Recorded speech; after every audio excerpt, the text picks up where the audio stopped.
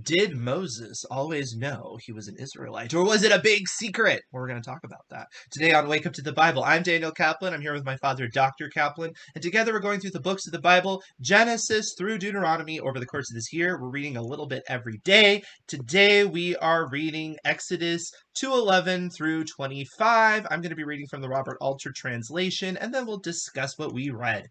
And it happened at that time that Moses grew up and went out to his brothers and saw their burdens. And he saw an Egyptian man striking a Hebrew man of his brothers. And he turned this way and that and saw there was no man about. And he struck down the Egyptian and buried him in the sand. And he went out the next day and looked, 2 Hebrew men were brawling. And he said to the one in the wrong, "Why should you strike your fellow?" And he said, "Who set you as a man, prince, and judge over us? Is it to kill me that you mean, as you killed the Egyptian?" And Moses was afraid, and he thought, "Surely the thing has become known." And Pharaoh heard of this thing, and he sought to kill Moses. And Moses fled from Pharaoh's presence and dwelled in the land of Midian, and he sat down by the well. Is that where I'm at? No, I'm going to keep going. And the priest of Midian had 7 daughters, and they came and drew water and filled the troughs to water their father's flock. And the shepherds came and drove them off, and Moses rose and saved them and watered their flock. And they came to Reuel their father, and he said, "Why have you hurried back today?" And they said, "An Egyptian man rescued us from the hands of the shepherds, and, what's more, he even drew water for us and watered the flock." And he said to his daughters, "And where is he? Why did you leave the man? Call him, that he may eat bread." And Moses agreed to dwell with the man, and he gave Zipporah his daughter to Moses. And she bore him a son, and he called his name Gershom, for he said, "A sojourner have I been in a foreign land." And it happened, when a long time had passed, that the king of Egypt died, and the Israelites groaned from their bondage and cried out, and their plea from the bondage went up to God, and God heard their moaning and remembered his covenant with Abraham and Isaac and with Jacob. And God saw the Israelites, and God knew. All right, so That's the 25th verse. 25th verse. A lot happens in this section. It's not long, but the Exodus account is tight. It is a tight narrative. They keep the plot moving. And a lot of questions. So we're going to start out with that opening question, because it says, "And it happened at that time that Moses grew up and went out to his brothers and saw their burdens." And for some reason, people take this verse and they go so far as to say, when it says he went out and he saw their burdens, it basically means he empathized with them, because for the first time in his life, he realized that he was not Egyptian, but he was actually a Hebrew. And that's quite an overstatement. That's not really what the text says. Yeah, and as I said, the way Josephus records it, he doesn't. It's really the opposite. Not only was he known he was a Hebrew, there was conflict because they knew he was a Hebrew. Mm-hmm. Well, I mean, what are the odds? First of all, we don't know if they had a visual difference, right? They might have had some ethnic difference that would be identifiable. But let's say they didn't. There still would be this stigma about it, right? Because they were the slaves and they were not, and they would have had to explain where this woman got a random kid. So, like, how in the world would that have been some sort of massive cover-up? That doesn't even make sense. She named him evidently orphan. Or right. Let's say she said, "I drew him out of the water." So I named him a Hebrew name. Yeah. So I called him Moses because I drew him out of the water. Well, that's no way to hide it. right. Yeah. It's going to be a big secret, so I'm going to give him a Hebrew name. Yeah. Well, whatever name it is, but I mean. Yeah, either way, you're right, because in the Egyptian, it's like he's an orphan. Yeah, but I drew him out of the water. Yes. I got a kick out of that on Cecil B. DeMille, because she says, and there's a scene in Cecil B. DeMille where she says, "Because I drew him out of the water, I'm going to call him Moses." And then you find out that he doesn't know, and nobody else knows besides her handmaiden. Yeah, but then why give him a name like that? Well, I also just wonder in that version, like, how do they think this baby just appeared? Like, because she's not even married in the Ten Commandments. It's like, your husband is in the house of the dead. Evidently, evidently he hasn't been dead for 9 months. He But theoretically could have got she her pregnant didn't before she look died. pregnant. Yeah, right. Yeah, I mean, I don't yeah. know. I That's where mean, we, in the nativity story, as it of were, course. there's a concern because it's like, well, where people are gonna wonder where this Yeah, baby came right, from. Like, right, that's just normal, right? right, right. So how in the world would you like that? Is some massive cover up. That's like beyond like we didn't land on the moon. That's like crazy. Well, in spite of the fact that it was a blockbuster movie, it did not get a good rating as a movie. From I think the Vatican or something was rating religious movies, Oh, and really? that didn't rate so high. I Yeah. guess it's things like that is why it Well, didn't. it's just not A lot super. of plot holes. It's not super Yeah, sophisticated to right. There take you go. that stance. Right. But Prince of Egypt does the same thing. Prince of Egypt makes it out like it was a big secret as well. And I think it's sad because I think it deprives again a little bit of the agency. I think the point Right. is not at this stage that he didn't know his ethnic background. I think it's more that he's figuring out how broken the system is and how not in compliance to a righteous way of thinking, a biblical mindset it is. I think that's what it's getting I'd at. like to make an American comment. There were free blacks in the pre-Civil War South, and actually there were slave-owning blacks Right. in the pre-Civil War South. But what was the purpose of that? Well, I mean, if there could have Oh, been, you're saying it if wasn't just an ethnic right, if a reason. black could own black slaves in the South, then Moses could be a Hebrew and still be in the system. Yeah, right. And Yeah, that's what I don't like about yeah, it. It's not an yeah, ethnic thing. It's yeah, a mindset thing. It's yeah, is this ethical or not? It's yeah. not, oh, well, I'm just the same race as these people.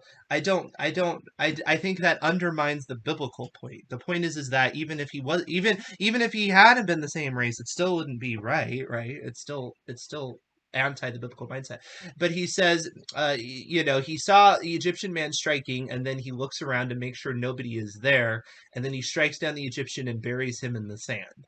Now, there's a couple ways you can interpret this, right? Ah, yeah, okay. um, you can say that this was about the only thing he could do, that there was really no way to get out of the situation because the man was so incorrigible, like, because he's literally killing somebody else, and so he's just killing him in basically self-defense. The Hebrew probably didn't have any way to particularly defend himself because you generally deprive slaves of anything that they can use as a weapon, whereas Moses might have had one. It doesn't say specifically how he struck him down, but I don't think it necessarily has to be his bare hands. Maybe, I don't know. But the thing is that, and also I would imagine he would have had the luxury of surprise because the Egyptian man may have not have assumed that he was going to do that. But it doesn't necessarily have to be a complete negative vigilante sort of act like some people make it out to be. Some people overdo it that way, and they say, well, this just shows that Moses is a little hot tempered and he probably could have done it a little bit better. I know people do that. Or it doesn't have to be the other way, which is where Moses had a vision of the future and saw that this Egyptian man would never convert and his children would never convert, so he can cut off the family line. I don't think that I don't think that happened either. I think it's somewhere in the middle. He's defending somebody who's getting beaten. Yes, I know. Yeah. And the idea too is like we don't really know what happened, right? He says he because to even go against the Egyptian would have been Yeah, he wrong. may not have initially intended to kill him. Right. Just because he's looking around doesn't mean he's immediately like, well, this guy's got to die. Like maybe, No, I don't know. he It might depends on the no, he situation. might have had to kill him in the process of just Defending himself. defending the other man. Exactly. Or Yep, we don't know. by the way, there is another spin on this. Oh, He looked here and there to see if there be anybody capable of intervening, yeah. and there wasn't anybody, so it's all up to him. See, some people take this to mean he wanted to make sure that he was going to get away with it, so he looked all around. Nobody was there to witness it, so okay, I'll get involved. That's kind of negative. The other way is he looked around and seeing there was nobody who could help, so he helped. You know, they're just different ways of looking at it. See what I'm saying? I actually think Uh, that makes a lot of sense because the second option is that he is essentially trying to get the slaves out of their slave mindset in a sense. It's that they are so in the system that they actually do turn the other way and allow horrible things to happen, and they've lost their will to fight. And Moses is going to show them a better way. well, when he saw there was no one, though, that seems to indicate there was no one around. But No, but the point is why was there nobody around? Maybe it was around because like, oh, that guy's gonna get in trouble. Let's just turn oh, away. We don't want to watch the blood. I see. Versus trying to intervene because they just have lost their gut to do that. Josephus, It's possible. I haven't reviewed Josephus lately, but evidently Josephus says that Moses, because he was a prestigious figure at this time, Hmm. according to Josephus, he was a general Hmm. and had been successful. That Moses thought that he could deliver the Israelites at that time, that they would rally behind him, Hmm. that he could deliver them then, and this maybe was they didn't want him, and Well, you see what immediately happens next. We can get to that and because the 40 next years thing that happens is he tries to basically be a diplomat and it fails miserably. and 40 years later, he doesn't want to do it. When God says do it, he says, I'm not qualified. I don't want to go do it. Hmm. It's a very different. So according to Josephus, here he felt he was going to be a great liberator, but later on he would try to dodge that role. Yeah. Interesting. Well, if you take that second approach, which I like, and that is that he looked around to see if anybody was there to intervene, and nobody was because apparently everybody bailed on him because they were jerks, right? The next thing that happens is he sees two people fighting each other. Tries to be a diplomat. So, Oh, I and then see he what tries you to mean. be a diplomat, but also ultimately he's trying to say, look what happens. This is a common thing you will see that oppressors do. What they do is they don't only keep you from rising up against them because they put you under their thumb and they make you feel like it's impossible, it's hopeless, whatever. They also put you against each other. Yeah, They do yeah, that all the time. right. So I'm guessing that this is not just happenstance that these Hebrew men are brawling, but it's a result of that cultural situation. And so what Moses is seeing is if we want to take that second approach, which I like, Moses is seeing the reality of the situation, which is that his people are in this bad mindset where they're under the thumb of authority and not intervening, and they're allowing themselves to fight amongst themselves because of it. So the whole system is just horrific. You could see easily because they were in tribal groups how that could be. Yeah, You could have tensions between the tribes, for example. exactly. And if you were a smart leader, you would completely do that, which is what smart leaders that want to be smart but wicked leaders do that all the time. They try to emphasize the even the minute differences between people so that they do not unite together. I was reminded just in reading this of Numbers 23:32, I think it is, or Hmm. is it the other way around? 32:23. I think it's 32:23, Uh-huh. where Moses says your sin will find you out. Hmm. I mean, here he had the experience. Now that I think of it, Right. he said your sin will find you out because that's what happened to him. He didn't think anybody was going to know Well, about was it. that a sin though? That's the question. I don't necessarily know if it Well, yeah, it was. wasn't this. Let's say it was he broke the law, Right. Yeah. and so his law breaking found him out. Right. You know. Yeah. And but here's the thing though, is that to your point, he immediately goes out and he's essentially trying to lead them out of this situation in a Mhm. sense. He's trying to get them to change their behavior because he's like, why are you fighting against each other? Like you're not the enemy, they're the enemy, right? And then the guy Right, is right. like, well, who are you to tell us that? And then what's funny is he says, is it to kill me that you mean as you killed the Egyptian? So essentially what he's saying is, well, I don't want to necessarily listen to you because you're just gonna rule with an iron fist, I guess, and you're gonna try to intimidate me with your violence or whatever. He's undermining Moses as being anything but somebody that is aggressive, and this is something that also happens when you're trying to help people that are in a system that is causing them to fight against each other, and often you're like, why don't you actually think about what the actual problem is? People tend to turn on you and they make you the problem. And later, though, Moses is going to talk about the fact that he's not a good speaker. And I think one reason why is you can see this example right here. He Yeah, fixed a problem with violence, but he was not able to fix a problem with words. It backfired that's a good immediately. point. Yeah, good Backfired point. immediately. Yeah. He didn't have quite the But I charisma. have another reason why I think he says that, and we'll get to that later. Now in Acts 7:22, Stephen comments, and Moses was learned in all the wisdom of the Egyptians and was mighty in words and deeds. And the Bible doesn't tell you how. Mm-hmm. Josephus has material that may or may not be correct, but he fills that in, Mm-hmm. and part of it is one of the great, in my opinion, romantic stories of the Bible that has been totally neglected by all creative minds that I've ever seen. And Cecil B. DeMille only could hint at it in the 1950s. You know, but I'll get to it later. You have to stay with me all the way till we get to Numbers 12. Wow. And then I'll That talk. is quite, And then what I'll, is that? That's going to be like in 3 months. So yeah, so not even that. That'll be more than that way that. they'll hang in there. And, Yeah, there we go. Numbers 12. yeah. That's quite a build up. Better pay off. uh, Um, so so then he says, surely everybody's going to know about it. And then Pharaoh finds out and he's going to kill him. So he has to leave. Um, and to your point, you could be like, well, the reason why he has to leave is because clearly he can see he doesn't have much of a following. So it's not like he can't lead an insurrection. He really has no choice. So he gets driven out and he ends up at the well, which is a common biblical place because people hung out there a lot. And then where men and women meet. yes, yeah, right, because it's a communal place. So Mm-hmm. then shepherds come, and Moses rises against them, and drives them off. And Let me just again, say, wait. Oh yeah, go ahead.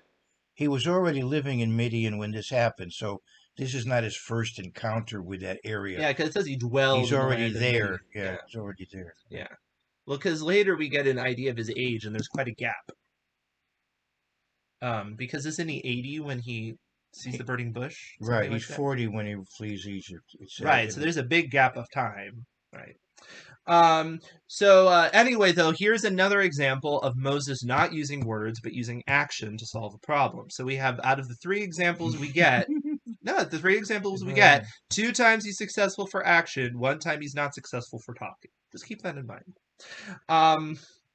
Now, this is one of my favorite little bits here is that the girls the women go back to the father and they're like, oh, this guy saved us and he was so nice, and the father's like, well, what are you thinking? He should, like, why did you leave that man alone? You know how rare a man like that is to find. Go back there and call him up because, like, I just think it's very funny. I saw a really interesting comment. And I mean, it may not be valid, but it's just fun. Back in Genesis 39, then he left all that he had in Joseph's hand, and he did not know what he had except for the bread which he ate. Right. All right.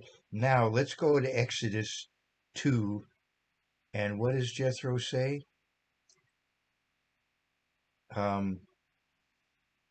What?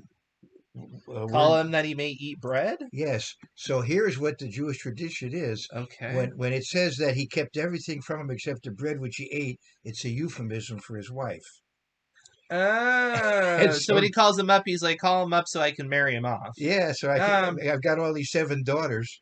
Well, it's obvious what's going on. I mean, I don't know if that's but anyway, it was cute. But when he says eat bread, he's like, come and let us make him a part of the family. It reminds me of the end of Mulan when the father says, do you want to join us for dinner? And then the grandmother says, do you want to join us forever? Because she thinks he's a good man for her daughter to marry. So, yeah, it's that kind of situation. It's like, what's your problem?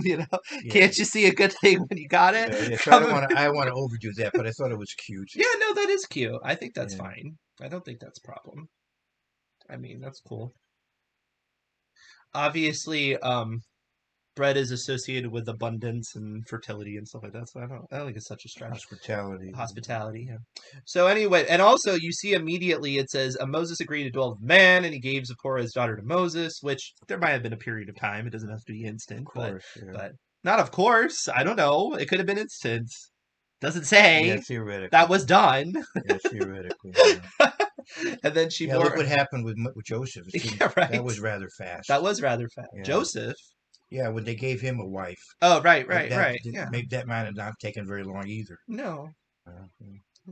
Well, I mean, here he is. He's a good protector. Right. He's also compassionate. So, like, I don't know. I'm not as much as the Western modern society wants to get very romantic about these things. No. Marriage works as a system more than it does as a huge concern over individual traits. if the people want it to work, it will work.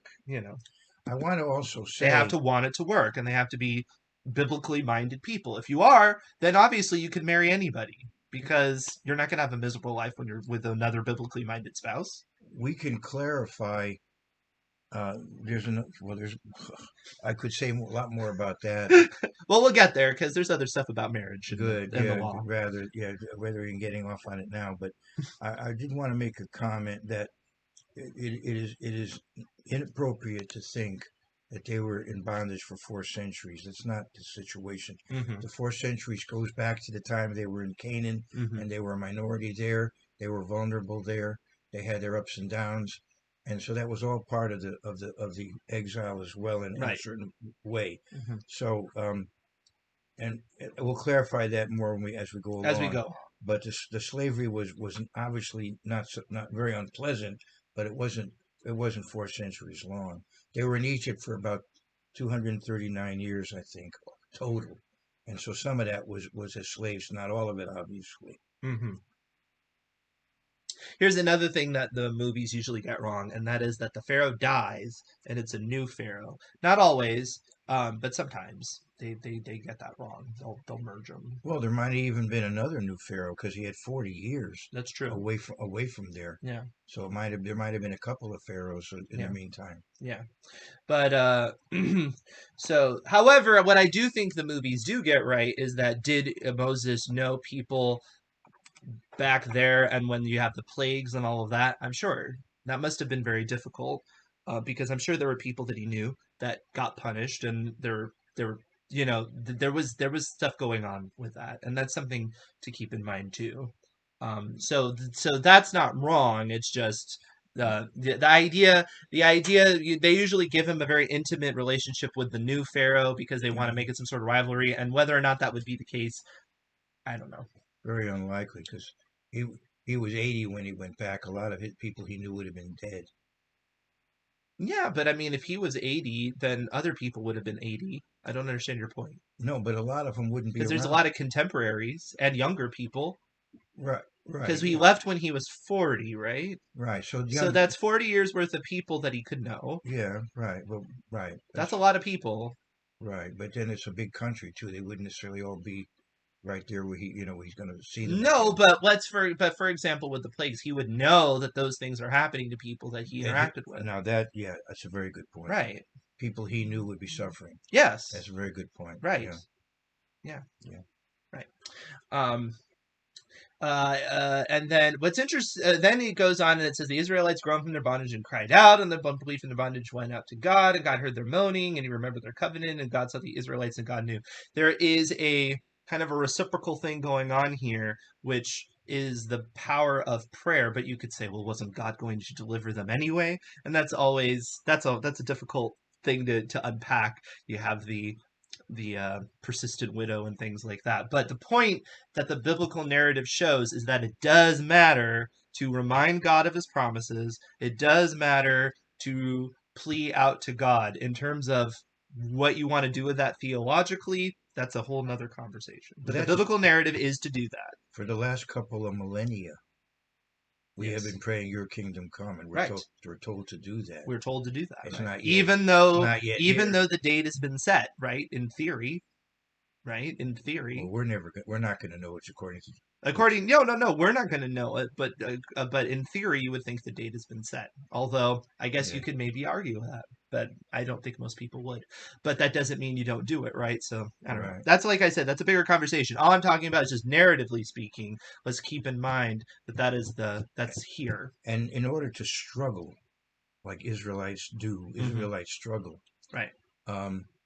You could always think that, well, he could have intervened sooner than he did. Yes. He allowed it to go on for certain lengths of time. Right. So that's where faith comes in. Right. He knows better than we do. Right. All right. Well, that being said, we're about to, because of the God hearing the voice, we're about to end up with some miraculous things taking place, and the story is going to take a more epic tone. And we'll talk about that tomorrow. In the meantime, please like, subscribe, hit the bell, and yes, we will see you tomorrow.